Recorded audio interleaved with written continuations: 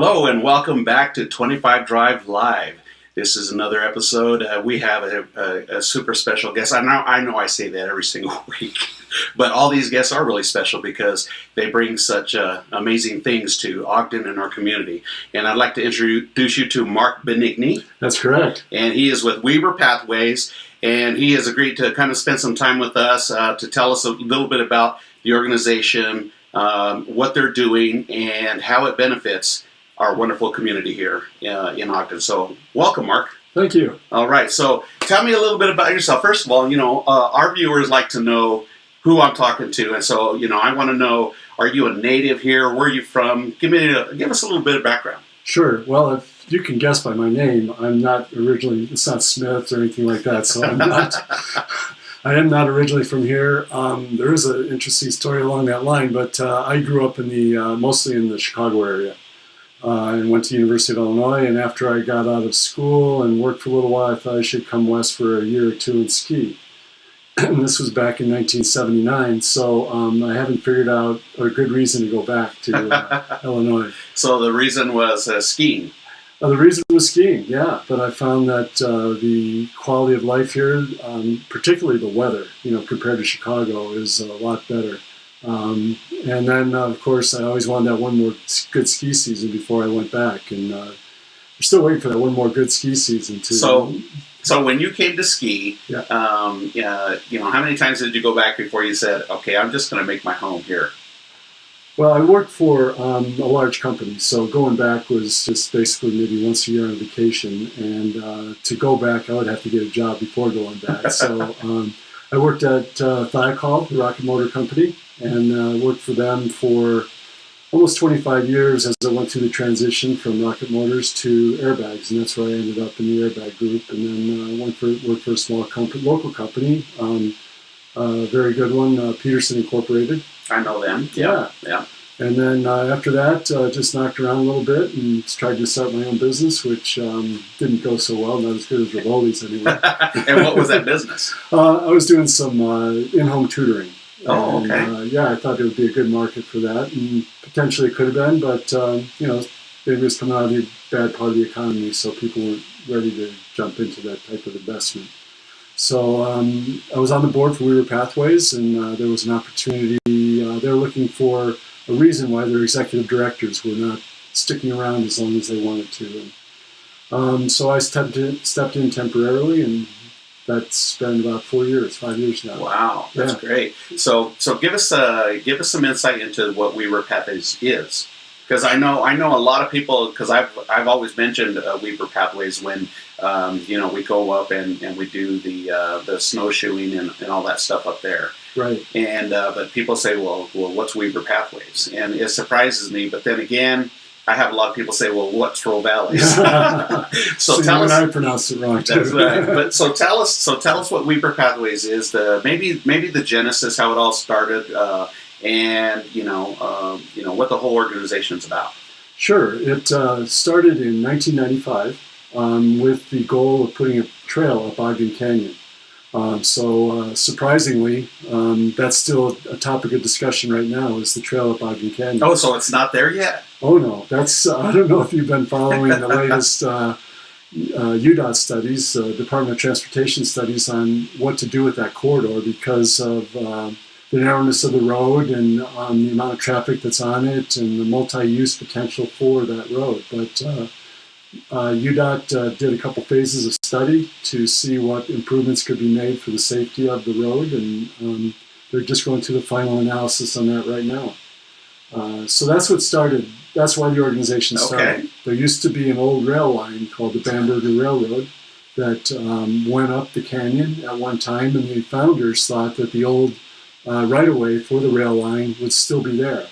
And they found parts of it and pieces of it, but nothing that went all the way through. So to the credit of that original group, unlike a small business that fails after a couple of years when it doesn't achieve its first mission, they stuck together, and they were part of a nucleus of people that helped continue to grow the pathways in the Weber County area.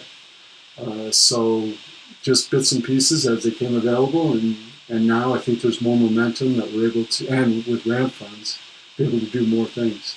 So now I know we've been getting all kinds of accolades, not only in Utah, but in Ogden in particular, when it comes to skiing, trails, bicycle lanes, all these kinds of good things, and people coming from all over the world to ride and to hike and to do all those things here. So with that kind of momentum, what kind of does that give you any let's say, for lack of a better term, for if you've had big projects that have just kind of been hanging out there, is there more emphasis to start pushing these things along because everything's getting so popular? I wish it was the case. I think there is some benefit to that. Our biggest grantor for construction is RAMP, which everybody is participating in with the sales portion of the sales tax. But we compete for those limited funds with a bunch of other nonprofits in Weber County. But one thing with regard to RAMP and a few of our projects now are making the final connections, and they're expensive connections, and we've been fortunate enough that the RAMP committee has found that those are a worthwhile investment for the community. And so we've been able to acquire some of those funds in order to do that. Now, it's not an easy process. You have to get out there and do the justification for it, and then bring in participating contributions. It can be in-kind labor, but also cash. So is it kind of like a matching type of it thing? is. Okay. It is a certain percentage. I think the target for all RAMP grants is something like a 30% match. And for very large projects, it's hard for a small nonprofit like ourselves to get those numbers up. And, right. RAMP has been mindful of that, because we compete with other entities that have taxpayer-funded budgets. So we feel good that we've been able to get some of the grants we got to. So is RAMP the biggest contributor to WeberPathWays?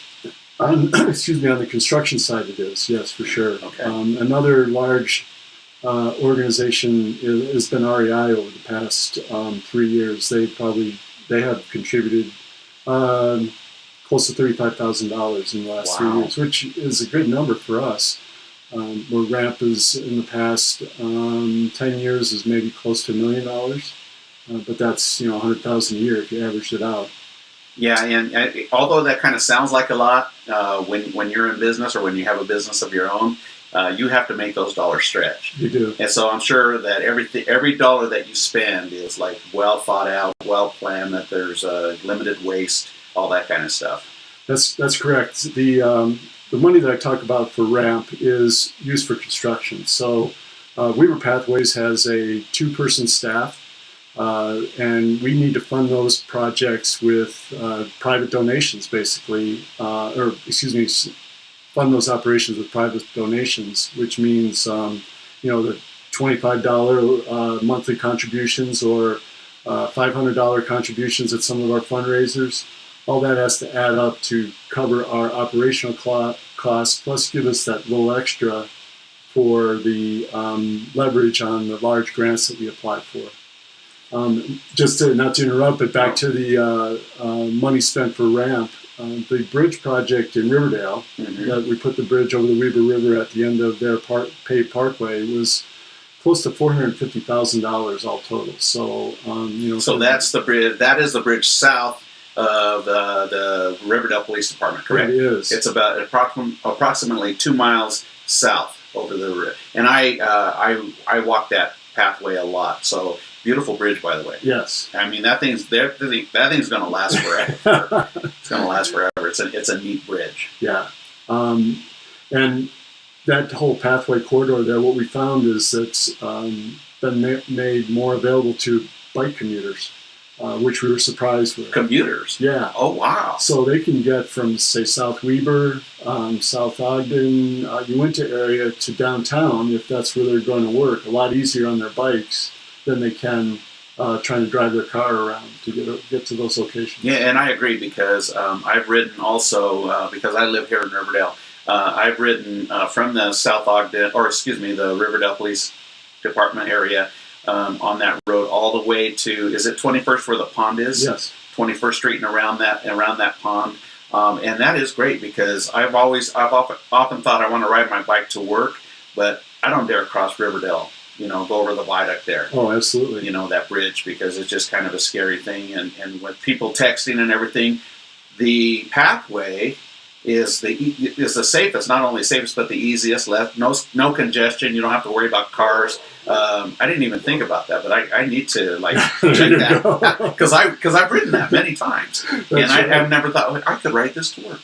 You could, and as you're talking, I'm thinking of the route that I would take to get to work, and that is from here I'd take the Parkway to 24th Street to B Avenue. Get up on 24th Street. You do have to fight over the viaduct, right? Drop down on the viaduct, but that one's got a cement barrier. It does have right? a cement barrier. Yeah. But I think you have to get on the road because there's stairs you have to go down. I see. That's a piece of work, but still, that's an option. Or when you get to the 21st Street Pond, I think once you get over the bridge, then there's another pathway that loops back by Frontrunner Station too. Yep. So you could take that one to work. Yeah. So let's talk about the pathways, because Sure. I think it's really interesting. How many miles do we have? Well, we advertise there's 250 miles on this side of the mountains, and it's when you say pathways and the 250 miles, I'm describing more the natural surface trails as well as the paved pathways. The Bonneville Shoreline Trail, which we completed. A continuous section of 22 miles from the northern Weber County boundary in Pleasant View to Ogden Canyon, is a continuous single track, and you only cross asphalt in two places, North Ogden Divide and then at Valley Drive, because you take the tunnel underneath the road that comes out of Ogden Canyon, 12th Street as people call it, and then you pop up on the other side, and over by the greenery, you have to cross that asphalt, but then you're back on natural surface. So wow. that's quite a jewel for this area when you consider that 200,000 people in the county can access spectacular trail like that. Yeah, amazing. And let's talk about the flip side of the Wasatch Front. What do you manage all the trails back there? Does WeberPathWays do that? Well, we do that in partnership with the Forest Service. Okay. On the Ogden Valley side, or Upper Valley, that it's called, WeberPathWays has been the main player for putting in the pathway around Pineview. And this fall we're going to be completing another little chunk that Ramp has helped us fund, and that'll provide the final link from Eden to Huntsville. Wow. This is going to be a difficult section because we have to actually build it on the beach. We're going to mine some of the ground below, off the lake bottom, and create an embankment and pave that for a quarter mile, and then we'll connect, with that connection, we'll connect two towns. So why, that sounds like a lot of work. Is it because you want it to have a certain look and a certain feel, and that's why you're going along the beach, or is that the land that you can use? Yeah, it's the latter. I wish we had the finances to make it aesthetically pleasing, but actually above that area there's a guardrail with a very narrow shoulder, so there really wasn't a good way to safely put active transportation, pedestrians, cyclists in that zone. And the only option was to get down below the road embankment, and there's where the water is. So we need to build up a little bank there to put the trail on. So that trail, this last little chunk that you're talking about, is that an asphalt? Yes. Trail? Yes. Okay. Up in the Upper Valley, the intention is to be fully asphalt around Pineview, where along the Weber River we are going to have some sections that are the road base, graded road base, which actually performs pretty well even on a narrow tired bikes, because of the concern with just making sure that the water and the river are compatible. Water flowing into the river is not contaminated. Right. Now I've been to what's the lake in California? It just left me. Tahoe, thank you. So I've been around Tahoe on bikes, and they have, they even have like little stop signs, where cars will come in and out, trying to crossing that loop. But that was an amazing thing, and when I heard that you guys were doing something similar up at Pineview, I just thought that is just neat stuff, because you can go and take your time, and again, you don't have to worry about traffic, cars. And you're right, and there seems to be more and more of a trend in that direction where even the hardcore roadie bicyclists are looking for alternatives. You may have heard the term gravel grinder bicycles. Well, some of the roadies are looking for those two-track dirt roads that don't get traveled a lot, and they're buying different bikes to do that. So the whole distracted driving thing and the increase in traffic is really changing the way people look about bikes. And but to the benefit of Ogden City and their master plan, they're looking at protected bike lanes, which safety is a big thing to get people out on the bikes. And we're talking now about, or I am talking about some of the 10%ers, the lycra-clad folks that you see around that are going to ride no matter what in any condition. But we want to get the rest of the people out to use it as transportation for running errands, going to the restaurant, various other things that they can leave the car at home. And in order to do that, I think people need to feel safe. Ogden's taken a step in that direction by the protected bike lane on Grant Avenue. It's a small section, but it's got to start somewhere. Yeah, have to start somewhere. We're getting more people that come to Rovalli's in the patio in the back, and they're coming on their bikes. And we've seen everything from like riders that are professional, with the suits and everything, and the really expensive bikes, and then you got guys. We just had a couple come in, and they had the baskets with fruit and stuff from the farmer's market. Nice. And they came in and they were riding their bikes all over. And I asked them, I said, how is it down here to ride these bikes? And they were talking about, they just keep saying it keeps getting better and better. And they say, for us, it's all about health, and they're trying to get healthier. So to me, what you guys are doing and all of the things that are happening in Ogden, it's just good stuff. It's really, really good stuff. Yeah, I think it's helping to contribute to the vibrancy that this community is evolving over the past 20 years. And just coincidentally, 20 years is when WeberPathWays started. 20 years ago is when Roosters, started downtown, and that started the push to revitalize the downtown area. So it's great to be able to see some of the fruits of that effort. But to the benefit of the folks that started it, they are still movers and shakers to keep things going along. They're not satisfied with where we're at, and that's just a great energy. And correct me if I'm wrong, but Mayor Caldwell's pretty plugged into it too. Oh, absolutely. Because he's a huge cyclist and an outdoors person. So I think he's got a lot of, well, he was with the Gold Foundation previously. Correct. And so they did a lot of things with the WeberPathWays, I understand.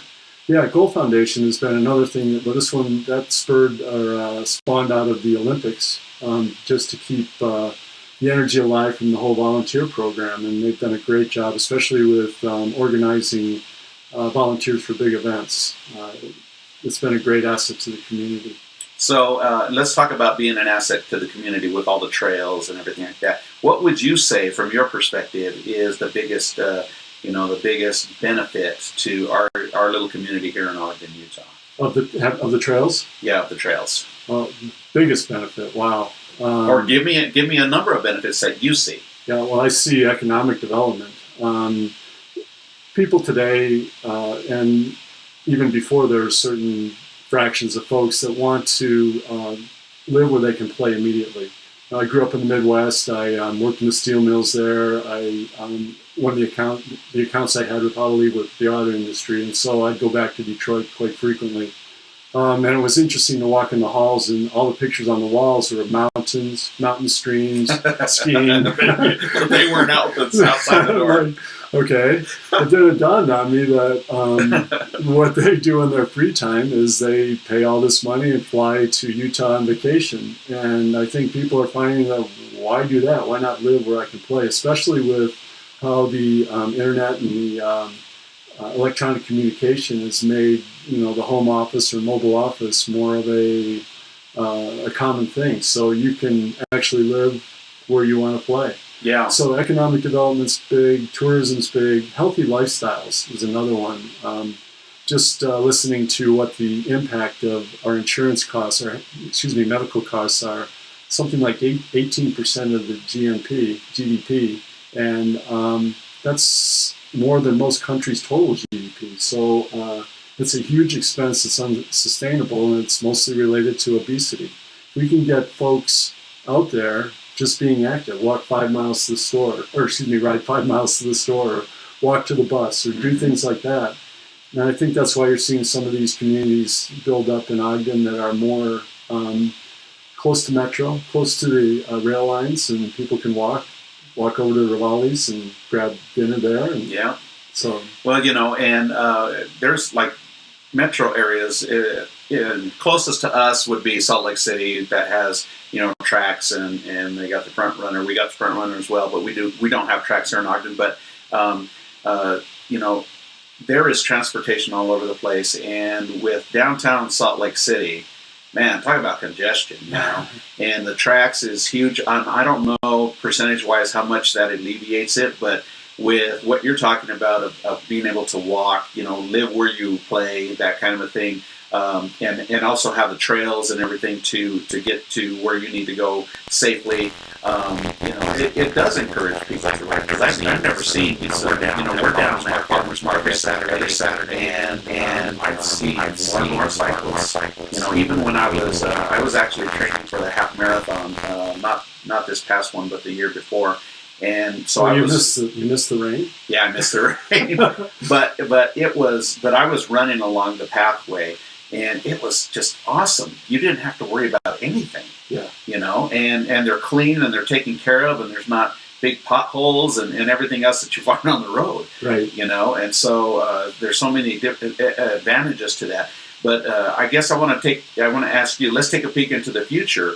What do you see 5 years from now? With the efforts that you guys are putting in, and how things are going to look around here with the landscape? The first thought that comes to mind is that we need to start looking west of 15. So a lot of the work has been focused on right along the Front Range, because it's natural for folks to get up on the hills. And so I think the first attraction is to get out on the mountainside and hike on the trails, hike on the mountains. But the next thing to be conducive to the more active transportation is getting pathways and trails in and out of communities, so it's easy to get to the store, for example.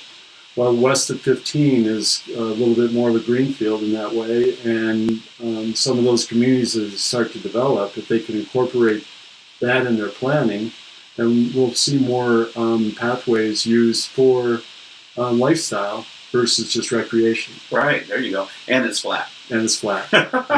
Nothing wrong with that. No.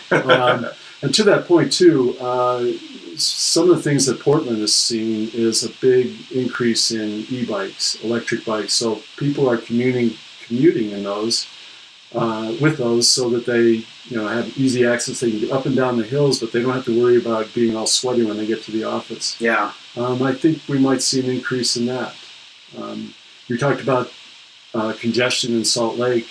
The Green Bike program down there has been expanding because they just see increased demand for those short run uses, and folks don't have to bring their bikes downtown for that use, so they can just check it out during a couple hours and check it back in.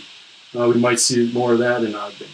So I think we're going to be moving more toward an active transportation lifestyle. Well, and that helps because Ogden is a really beautiful place, but we do have issues with the inversion. We do. And there's times when it's really, really bad. And even if you had a small percentage of people riding bikes to work or, to the store or whatever, or just for recreation too, every little bit helps, that you're not having a car idling at a stoplight. Absolutely. And I think that hopefully it just gives people the thought, should I take my bike today? Do I have time to take my bike today? I know I do that in the morning. Mm-hmm. Unfortunately, there's times where I have meetings away from the office, and it makes it difficult midday to not have a vehicle. But definitely on those days where I know I'm going to be in the office, I think hard about getting on the bike and riding to and from work. Yeah. And, there's, like I said, and they have all kinds of bikes. I'm seeing not just like road bikes, on the pathways. I'm seeing fat bikes, and mountain bikes and 10 speeds, and I've seen kids on Stingrays and motocross bikes, all that kind of stuff. And I'm dating myself because I'm using those old terminologies, but the cherry picker. That's right. But it's really encouraging to see, especially kids out there. Oh yeah. Just riding up and down, and it's safe. That's the big thing for me. Yeah. Is it's safe. I remember having a bicycle accident because I used to ride a lot more than I do now. But I remember this guy opened his door, and I was coming down a hill at a good clip, and my bike folded in half. And I was so stunned I didn't even get the guy's name or. There was nothing. I was just like kind of laying, and he stepped out of there real quick. Yeah, I bet he did. Yeah, and I didn't know what to, so I just kind of walked away stunned. So I am a little bit cautious of that, and maybe a little overcautious. But when I ride the pathways, it's just amazing because you don't worry about anything. The only thing you worry about is making sure that when you're coming around the corner, you use the proper terminology, and tell people on your left. Right. Right. Be courteous to cyclists and to there's a lot of walkers and joggers and stuff as well. But it's great to see people walking their pets and all that kind of stuff. Now I do want to go back to the other side of the mountain because we've been hitting the trails quite a bit lately, and we're trying to hit the trails at least twice a week. My wife and I, for health reasons and just to get in. But I always make this comment. This beauty is like right in our backyard, and so often we get caught up in work and we get caught up in the day-to-day tasks and busyness that we forget that this mountain, this range is right here. On either side of the mountain, the trails are amazing, but on that flip side, we went up by Snow Basin and man, it's cool. Yes. Because you're getting the shade if you drop by in the afternoons. Mm-hmm. You're getting the shade, and on this side, if you go in the morning, it's cool. Exactly. And so, but you've got all these, and the thing that amazes me that I really like, and I saw something that you guys posted today about the volunteers coming in and clearing some of the trails mm-hmm. and grooming them. That's one thing that's amazing to me is those trails are in excellent condition. Yeah, we're very fortunate with the volunteers in the community, and I think that's one of the traits of Utah is their volunteerism. Our challenge is to find enough of the right projects to get them on. We really appreciate everybody calling in, and in our day-to-day scrambles of trying to keep all our balls in the air that we're juggling, sometimes we don't know exactly where we're going to need work. Fortunately, we have an intern this year from Utah State that's helping us out, and so he can help us at least identify some of those areas that can help on the volunteer side. But I want to circle back a little bit on the thoughts that you had with regard to getting out a couple times a week and hiking. And you said the day-to-day grind and such. And this also relates to riding your bike to work or riding home or walking to and from work, is that mental relief. It may be physical, but I think the mental relief is just as big. Is just get outside. I live by Buse Pond. I mean, if I just go walk around the pond, it's a short thing for me, but just the fact that you're out in nature, it just relieves a lot of stress, and the day doesn't seem as bad after that. And we talked a little bit before we started to record, and I was telling him I went up Buse's Trail. Right. Is that what it's called? Yeah. Buse's Trail. And I met this couple, and it was one of my previous episodes, and she had a Tibetan singing bowl or sound bowl, and it's this brass bowl, and she would hit it with this like the drumsticks that they use for the big bass drums. It has a felt end. Well, she'd hit this, and it would vibrate. And she was telling me she was playing it for nature. She was like playing it for the water, for the trees and everything. And they kind of thought, they said, well, it's, hippie stuff. And I said, no. I said, I'm fascinated by this. I want to know. And what was interesting about it was, as we were doing this interview, you do get this sense of letting stuff go, right. and being close to nature.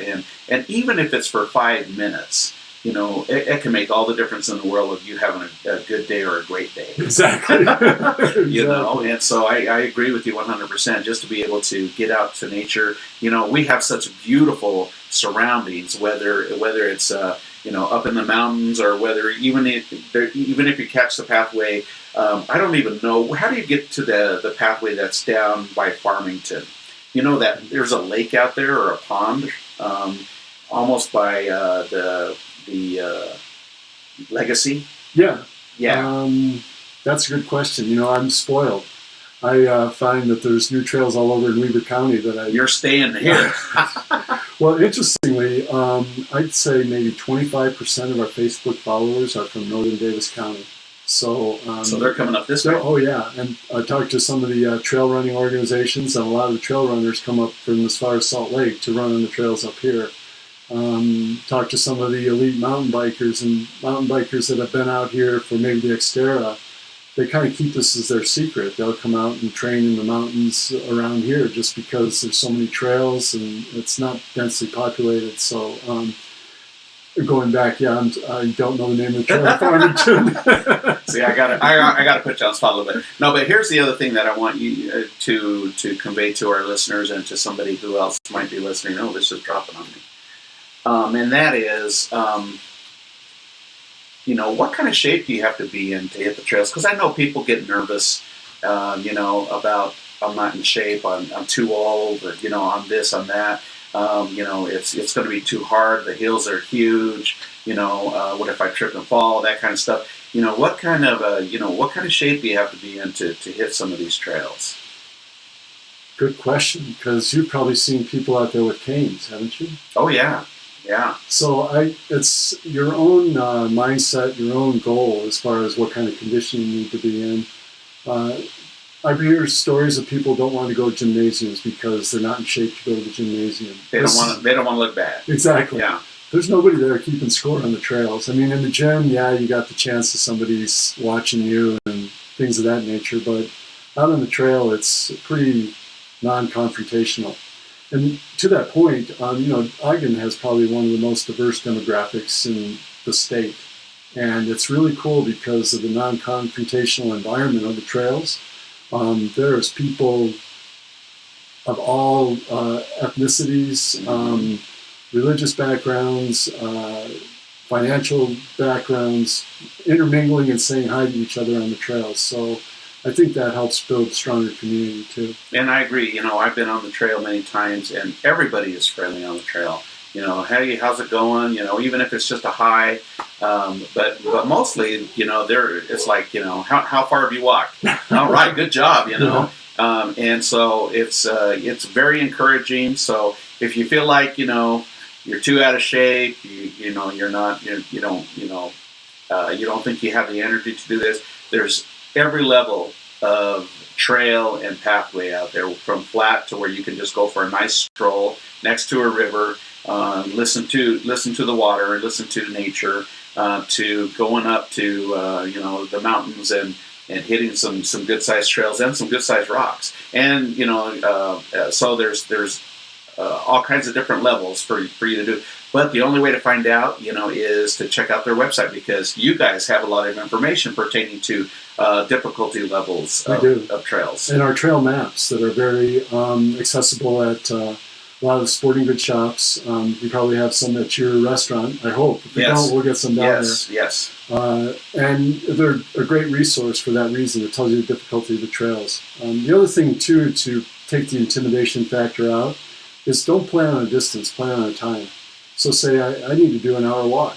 Well, I'm going to go 30 minutes in one direction. If it's uphill, it'll only be 15 minutes downhill. So, but that's okay. Just get out there and do it. Have a pair of shoes that you feel like you can walk in for an hour. And if it's warm, bring a little bottle of water with you. You'll be able to survive for an hour without a drink of water, but just keep it within your own grasp as far as your physical conditioning.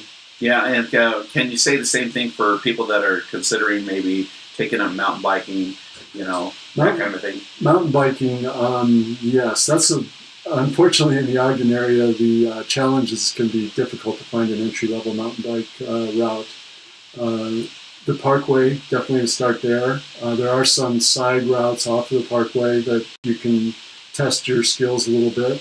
And then the Brim Trail up at Powder Mountain's getting a high rating for entry-level mountain biking. Oh, really? Yeah. I wasn't aware of that. No, I know. So, and unfortunately, I haven't been up there. I've got to get my girlfriend up there, but And it's called the Brim Trail? yeah, Okay. yeah. And it's a beautiful scenery up there and higher up this time of the year, so it's a little cooler. So yeah, that's one option. Or in the spring and fall, the rail trail out west of Smith and Edwards. So it's a 10-mile one direction, so you can ride as far as you want in one direction and turn around and come back, and that's pretty much flat. One question I have for you, and I've thought about this over the last couple of years, but I haven't either gotten out in time or whatever, but like the Parkway coming from Riverdale, and heading north.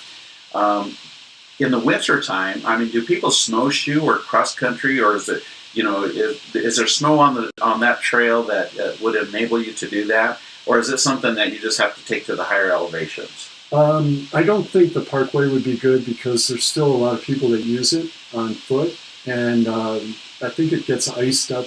If the snow doesn't leave early, it'll get iced up, and that makes it difficult for cross-country skiing. I think there were too many bare spots. Okay. But the bench area above Mount Ogden Golf Course and even on Mount Ogden Golf Course, there's a lot of traffic there on this side of the mountains when you get the right snowfall. North Ogden, from North Ogden Divide going north along the Bonneville Shoreline Trail gets a lot of traffic in the winter. So there's spots, but it's going to depend on snowfall. And of course, our jewel is North Fork Park. So, yes. Have you been there for our winter trails? Yes, I've been there, and it is a jewel. It's a beautiful place. And the cool thing is if you're a novice, if you've never done it before, it's safe because you're not going to go out and get lost somewhere. And I know people worry about that, because you hear about snow machine riders.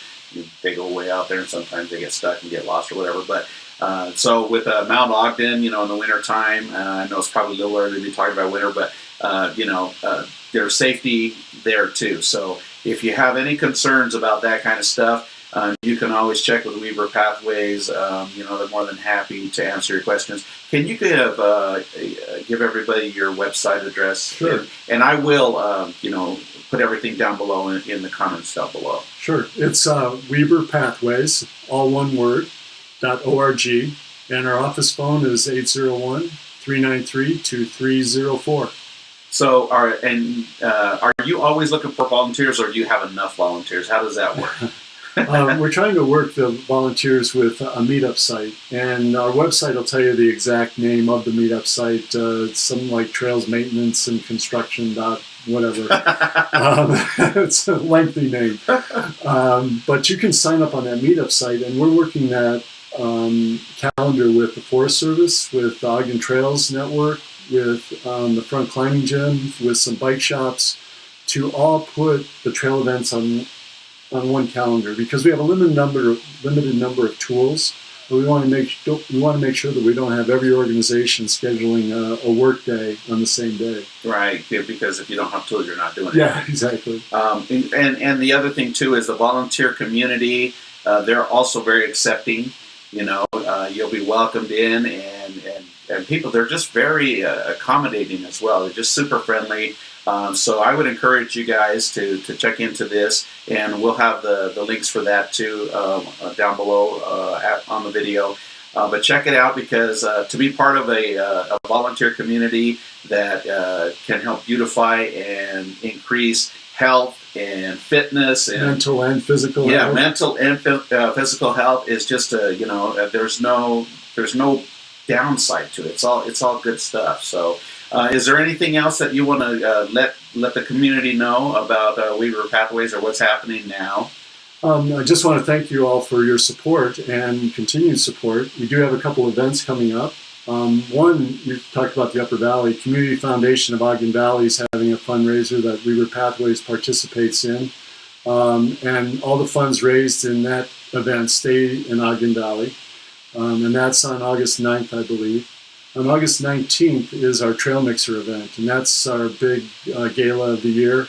This year we're going to do a little something a little bit different. We're going to have kind of an exhibitors fair instead of a large silent auction that we've had in the past, because we want to give more exposure to some of the retailers, suppliers, local services that have been out there helping us in the past with goods goods, and they only get maybe 2-second view of what their products are. This way they can have a small booth, small table, they can explain what they're doing, what they provide, and then we'll have a raffle. We're going to have some items that they're going to offer up that we can have a raffle. You buy raffle tickets, put it in a bucket in front of their exhibit, and hopefully raise some money that way and give exposure to our local businesses. And when is that event? August 19th. It's our Trail Mixer event up at Snow Basin. And what day is that? Friday night. Friday night. Okay. 5:30. Okay, and that should be a good event. And you're doing something new this year with the Exhibitors Fair. Exhibitors Fair. If it's anything like they did, like they had for the marathon. I went up there to Weber State. Wow. Yeah. No, that was super cool. I don't think we're going to be able to compete Not with that big, no. But it's interesting because you get to talk to the people that have the products and the different kinds of things, and even if like for the snowshoe thing, you're able to talk to people and find out a little bit about it before you invest money into things that you may or may not use. But with getting the expert advice, then you know exactly what you're getting, and then you can put it to use on the trails and the pathways. Exactly. Just for a little teaser, we will have Alpine Sports up there. Now, they don't do snowshoes, but you can get a little idea of what their latest ski and outdoor clothing is going to be for the next year. The bike shop will be up there, and they have been selling e-bikes, so it's a possibility that they'll have a couple of e-bikes up there that can be ridden around, so you get the feel of what those are. Yeah, having the demos up there is really cool. Yeah, because you can. I rode my first fat bike up there at North Fork, and it was just cool. I thought I was going to slip on that snow. I keep going back to winter. You got to get away from that. But it was pretty cool to get a feel for it and know that I did like it. It's pretty neat. So, Mark, I want to thank you for joining us today, and it was a great time to talk to you. Also, all the information that you gave us, very useful. Again, I will have the links for everything down below. And get involved with WeberPathWays because not only could they use your help, donations. If you want to participate with this event in August, get in touch with Mark and make things happen because what they're doing for Ogden City and for their surrounding area is just an amazing service for the community, and we all get to benefit. Not only that, but all of our friends from around the world that come to Utah, they get a benefit and get to see some of the cool stuff that we're doing here. So stick with us because next week we have another great episode for you. And thanks for visiting us today on 25 Drive Live, and we'll see you again next week. Bye. Thanks, guys.